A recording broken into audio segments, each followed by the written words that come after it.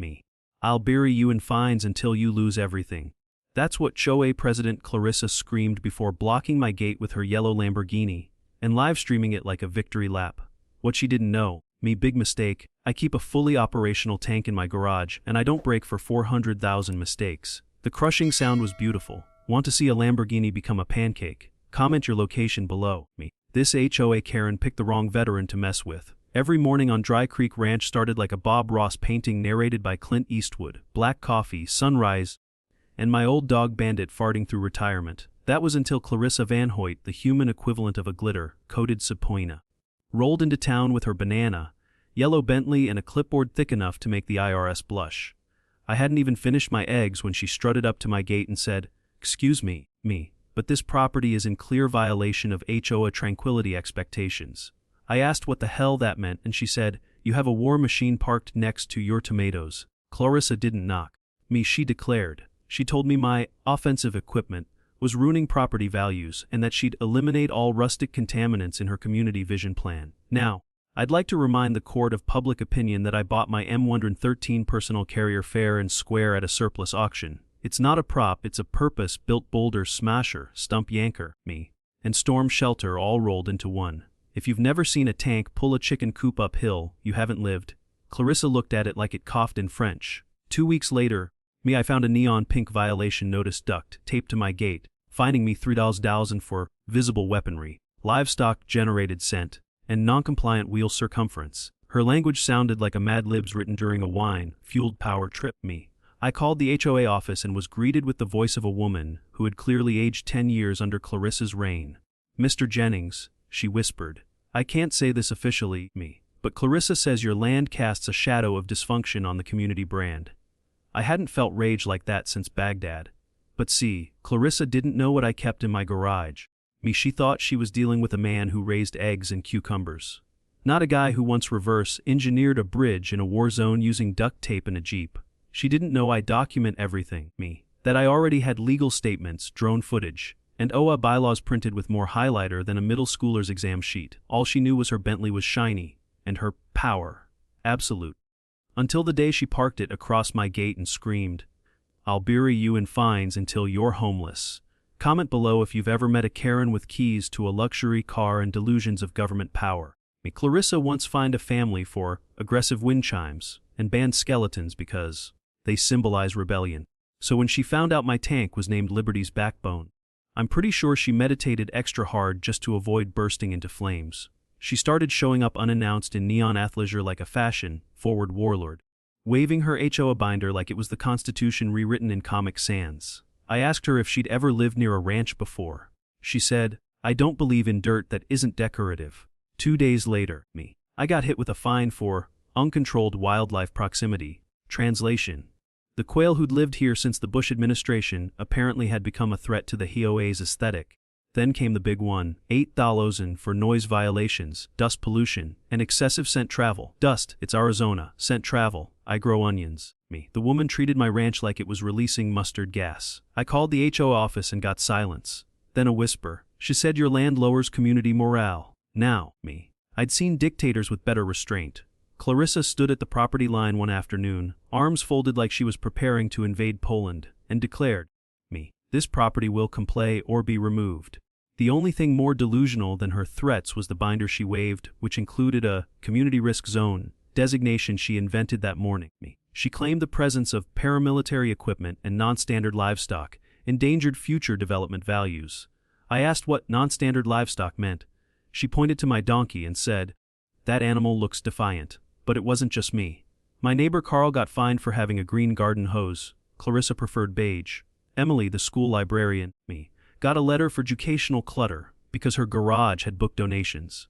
A retired vet named Hank was accused of vocal intimidation because he cleared his throat too loudly during a board meeting.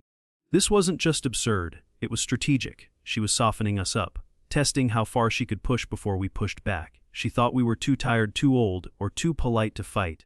She forgot we were ranchers, veterans, teachers, people who don't scare easy. Clarissa saw herself as the HOA queen with a yoga mat and a vision board. But what she didn't know was this. The land doesn't forget who walks it with respect, and it sure as hell remembers who doesn't. Comment below if you've ever dealt with someone who thinks a clipboard makes them royalty. Clarissa once filed a complaint because my rooster violated quiet hours. Now she was blocking my driveway with rented excavators and calling it beautification. If you've ever seen a pilates warrior in 600 sneakers orchestrate a fake construction crew with more walkie-talkies than common sense, then congratulations, you've met my HOA president. It started Monday morning. I sipped my coffee and watched as a team of guys in reflective vests started fencing off my driveway like it was the Pentagon. One even waved at me like this was a bake sale. I asked for a permit. He said, "Ask the boss lady." The boss lady, Clarissa Van Hoyt, standing smugly behind a caution tape curtain, holding a clipboard like it granted her divine zoning powers. "This is emergency maintenance. You'll need to find alternative access," she barked. I replied, "I have cows, not a helipad." Turns out, the construction order was from Van Hoyt Earthworks LLC, which, surprise, belongs to her cousin Brent, whose qualifications include getting banned from Yelp and owning 2 backhoes and a Bluetooth headset. The work order said emergency road leveling, but didn't mention it was my private driveway, not a road, not emergency, just her latest OA tantrum dressed up in high visibility lies. I called the county. They said it was a civil dispute. I called my lawyer. He said it was chess, and Clarissa had just opened with a blunder. By Thursday I was effectively trapped. Delivery trucks had rerouted. My egg customers couldn't get in. The vet couldn't drop off medicine for my dog Bandit. Clarissa was playing siege warfare with porta potties and traffic cones. When I asked one of the workers what they were doing, he said, "I don't know, man." She just said block the guy with the tank. That's when it clicked me. She wasn't afraid of the tank, she was trying to provoke it. She thought I'd snap and give her a lawsuit to win. But what she didn't know, I don't snap. I plan. So I documented, photographed every cone, recorded every interaction, labeled each clip with a sticky note and a timestamp, because justice doesn't just need proof, it needs preparation. And come Friday morning, Clarissa was going to learn that when you try to block a Marine with caution tape, all you've done is give him a runway. Bullies don't always shout.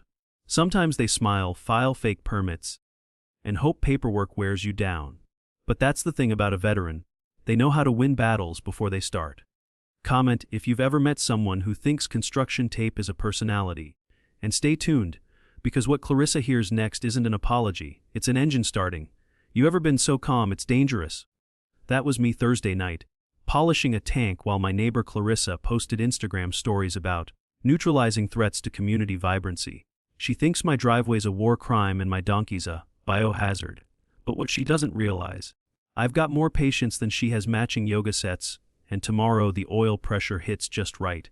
Emily showed up at sundown with a folder thicker than Clarissa's skincare routine. She used to serve on the HOA board before Clarissa bullied her out like a badly parked Subaru. Inside, receipts, emails, board minutes, proof that Clarissa had turned our HOA into a vending machine for her friends, me. There were checks written to a law firm her husband golfs with and beautification. Invoices from her cousin's sketchy construction company. Emily looked me in the eye and said, "I didn't come to vent, me. I came to help you fire it up." That night I pulled off the tarp from Liberty's Backbone, the M113 armored personnel carrier I picked up for farm work but kept out of sight, mostly to avoid YouTube fame, me. Its tracks had mud from 4 different counties and a story for each. I checked the fuel, charged the batteries, me, and greased the rollers like I was prepping for the 4th of July parade instead of a legal confrontation. Bandit, my dog, circled the garage like he knew what was coming. And honestly, so did I. Friday at dawn, me. I sent Clarissa the first legal warning. Remove all obstructions from my driveway by 10 a.m., per state access law. She read it and responded with a gif of a chihuahua in sunglasses, me. The second warning came at noon with timestamps, copies to my lawyer, and a certified letter. Her response, a comment on her latest live stream, me. This man thinks his tank is a lawyer. The third warning came at 4 p.m., signed, printed, and hand-delivered. That one she didn't reply to, but her Bentley, parked directly in front of my gate. Me blocking me in like she was queen of suburbia and I was the village idiot. What she failed to understand is in the Marines, 3 warnings mean you've been gifted mercy. The 4th is action, me. As the desert sun dipped low and the garage door lifted, I looked at Liberty's Backbone and thought, "You ready, old girl?" The answer rumbled to life in diesel and defiance. Quiet doesn't mean weak. Sometimes it means you've been collecting proof, building torque, and picking your moment. Because revenge isn't loud, it's strategic, me. Like and share if you've ever let someone think you were done, while you were just warming up. Clarissa was live, streaming like she was the star of a courtroom drama nobody asked for. hair curled, sunglasses on, me standing next to her Bentley like it was a sacred monument to delusion. She waved to her followers, 70,000 strong, declaring, "This is what HOA heroes look like." Meanwhile, my tank, Liberty's backbone, me was rumbling softly behind the garage door like a patient hymn to the Constitution. I wasn't filming for clout, I was filming for court. Because unlike Clarissa, I prefer evidence over eyeliner. Me, I gave her one last shot, "Move your vehicle. This is your final warning." Her reply, me, "I'm not moving a single inch for some washed up desert redneck with a toy tank." She made sure to yell it right into the camera, too, as if that was going to age well. And then, with the grace of a thunderstorm on payday, I rolled out in Liberty's backbone. The tank crept forward at 3 miles per hour, just enough time for her to panic. She dropped her phone, picked it up, me, and then started yelling into it like a Walmart manager calling security. Her Bentley made a sad little creak before the tank kissed it. Then, Chirac. Carbon fiber shattered like a champagne glass under a sledgehammer. The hood folded like it owed me money. Her live stream exploded in real time. Comments flying faster than hummingbirds at a sugar high. Me, "That's freedom. Tank beats Tesla. HOA, my God." And Clarissa, she shrieked, "This is illegal! This is war! That's a weapon of mass destruction!" Funny thing, me though, she didn't move a muscle when the engine first revved. She stood there, frozen in front of her Bentley like she thought I was bluffing.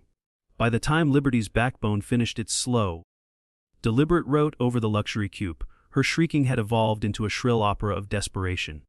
She tried to flag down the sheriff's deputies pulling up in their cruisers, me, flailing like a contestant on a reality show no one watches. "He needs to be arrested for vehicular homicide. Of my lifestyle!" she screamed.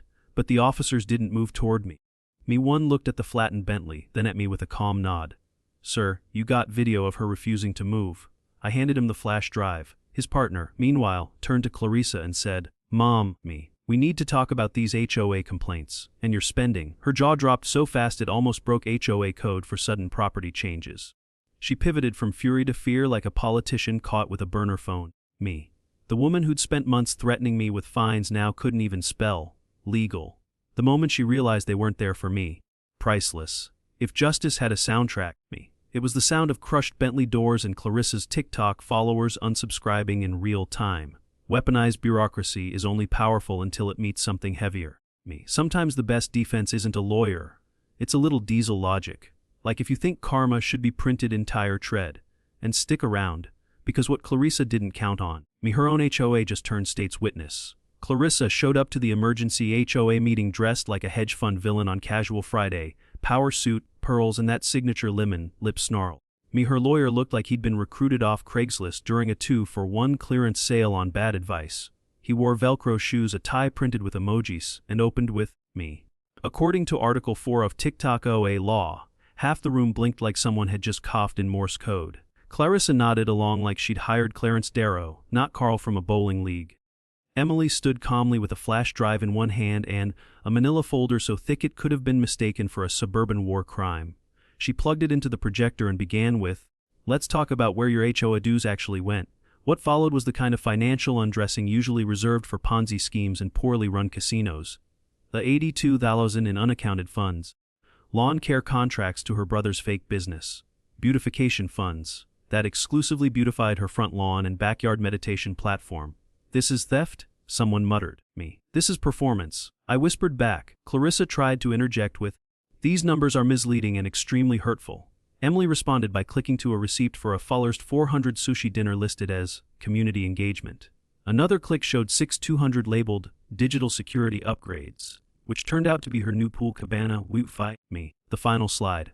A payment to a luxury car rental service that matched the exact specs of her Bentley. Clarissa shrieked, "Me. That was a necessary community vehicle for appearances." The laughter that followed could have registered on the Richter scale. Then came the vote. Emily didn't yell. She didn't grandstand. She simply said, "Me. All in favor of removing Clarissa Van Hoyt as HOA president, please raise your hand." It was a forest of yeses. Only one hand didn't go up, Clarissa's. Me. But even her lawyer looked around and raised his halfway, probably thinking about self-preservation. The motion passed. Just like that, the dictator was dethroned with a mouse click and an Excel chart. Me. All the glitter, jargon, and least authority in the world can't hide a fraud once someone prints the truth. Sometimes the most powerful weapon in the room isn't a tank, it's a spreadsheet. Comment, by Felicia. If you've ever seen a paper trail lead to poetic justice, Clarissa tried to make a dramatic exit in a rented beige Corolla, but drama doesn't stick to economy sedans. She floored it through the HOA gates screaming, "I'm a victim of community jealousy," while her phone, still live streaming, captured the confused face of her Velcro shoe lawyer running behind her like a mall cop in slow motion. If irony had a camera crew, they'd have won an Emmy. The police didn't need a car chase. They already had a warrant, a folder of fraud, and her live stream confession where she proudly called HOA funds discretionary sparkle money. She got picked up at a gas station 30 minutes later while filming an Instagram reel titled, "Clarissa's Final Truth." The truth came faster than expected: charges of high fraud, HOA bribery, misuse of community funds, and obstruction of justice. Even the booking officer looked exhausted before the mugshot flash. Her online followers, gore worse, transformed. Memes flooded every HOA thread and Facebook group in a 5-county radius. One showed her holding a pool noodle labeled, "Community Power." Another captioned her mugshot, "From HOA Queen to Imadi 347A, me." When Pinterest boards turned criminal, even her cousin Brent, the fake contractor, ghosted her faster than a HOA fine on a holiday weekend. The community finally exhaled, me. One neighbor threw a barbecue called, "Clarissa, Free Fridays." Someone else sent me a thank you basket with eggs, jerky, and a bumper sticker that read, "Tanks for everything." But here's where it got good. Sweet, ironic, perfectly plated revenge. The neighborhood threw a block party. Kids rode on Liberty's backbone like it was the 4th of July. Emily gave a speech about accountability, Walt grilled ribs, and even Bandit wore a party hat. Someone handed out Clarissa's rules, printed on toilet paper as souvenirs. The cake, a fondant Bentley, crushed flat and smiling with edible tire marks. Clarissa watched from jail, apparently, and filed a noise complaint from holding. The response: "You're not in the neighborhood anymore, Mom." Power used to belittle always ends up shrinking. And when you turn your arrogance into entertainment, don't act surprised when the audience changes the channel and makes you the punchline. Smash that follow if you've ever seen karma roll up with tank trades and party balloons. Because next, Clarissa's real estate dreams meet a town that doesn't forget. Walt gave kids rides in the tank like it was a patriotic carousel. Clarissa, meanwhile, picked up trash on the roadside wearing an orange vest that clashed violently with her spray tan. Community service had never looked so poetic. One of the kids even asked her, "Are you the lady who got run over by feelings?" Her answer was a grunt and a Yelp review later that night about harassment from unlicensed minors. The town flipped faster than Clarissa's legal team. Emily took the HOA reins and shredded the rulebook like it owed her money. Within a week, fake fines were refunded, bylaws were replaced with common sense, and Clarissa's legacy was officially downgraded to that one time HOA went full dictator. Walt's tank, Liberty's backbone, was voted an official town mascot. A plaque read, "When bureaucracy fails, steel reminds." Bandit even got a medal that said, "Emotional Support Commander." But the real moment came when Clarissa's real estate license was revoked. Turns out, defrauding a neighborhood while live streaming your crimes isn't exactly great for professional trust. She tried to pivot to becoming a freedom lifestyle coach, but her only follower was a bot named Mortgage Mike 77. Her final live stream, a bitter rant from a folding chair in County Orange titled, "Cheddar Dawn Snores and the Mattress is Lumpy." It got 17 views and 28 downvotes. The town, now Clarissa free, thrived. People planted gardens. Kids played without fear of HOA citations for own-sanctioned chalk art. Veterans were honored, not harassed. Walt hosted a barbecue with tank rides, storytelling, and a ceremony to donate the refunded fines to a local youth center. When asked what finally brought peace to the neighborhood, Walt said, "Paper trails, diesel, and a whole lot of patience." This wasn't just a story about fines or fences. It was a reminder that integrity backed by proof can outlast power backed by ego. That bullies may be loud, but truth is louder when it rolls in with paperwork, patience, and yes, treads. Clarissa tried to rule with fear. Walt led with facts, and in the end, the town chose the man who listened over the one who live streamed. So if you've ever been pushed, mocked, or underestimated, remember Walt, Remember that sometimes the best revenge isn't rage, it's receipts. If this story hit home, let us know, drop a comment below. What was your favorite moment? Hit like if you've ever had to deal with your own Clarissa. And don't forget to subscribe, because in this neighborhood, poetic justice is always parked and ready. See you in the next story. And remember, don't start drama with someone who knows how to file a FOI request.